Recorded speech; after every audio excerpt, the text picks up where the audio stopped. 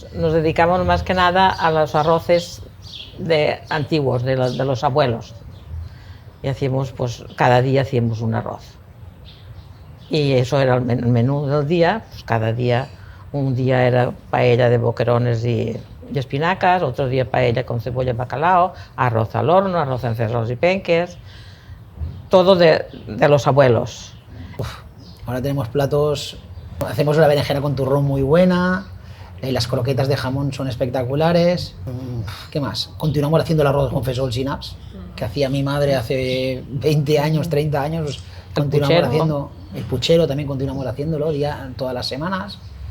Veníamos aquí, cenábamos en una mesa redonda que había ahí, con mis padres, mis hermanos, veíamos la orquesta, porque aquí estaba la orquesta, el ambiente, y era, pues la verdad, llegaba el viernes y tenía ganas de venir al restaurante.